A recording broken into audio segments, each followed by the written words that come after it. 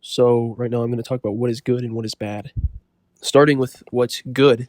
Good usually to a common person means like something that you want, like that you wanted to happen or that you want to happen. So it seems to be pretty related to your self-preferences. But people will argue that there's some good that is objective.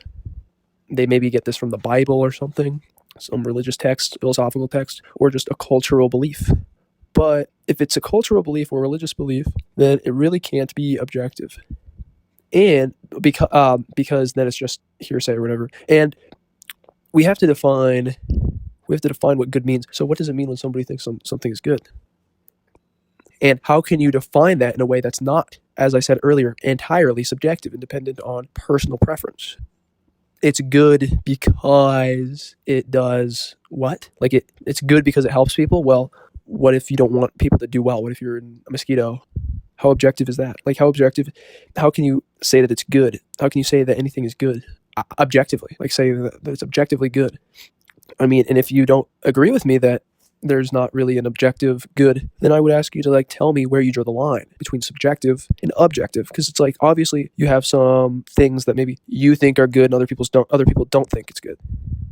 But I would say anything you think is good, somebody could think it's bad.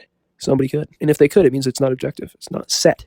Now with bad, it's the same thing, just on the flip side. People will say, oh, that's bad. I don't like that. I don't want that. But let's look into like what liking and disliking are. Because we already covered kind of the basis of like my thinking on what's objective and subjective when it comes to good and bad, it being subjective. But looking at just what like the definition I kind of came up with, which is liking and disliking, stop avoiding and seeking.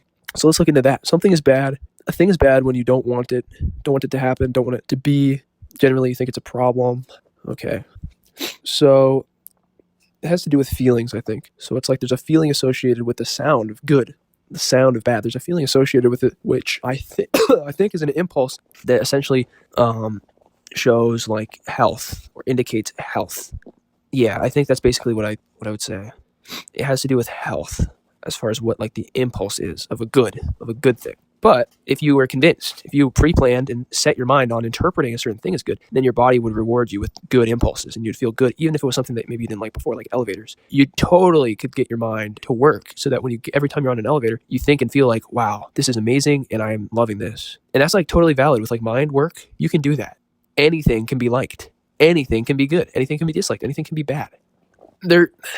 I can't understand an argument for there being an objective good or bad thing. There's common good or bad views, but even those are usually only common in a particular culture. And it has nothing to do with the truth.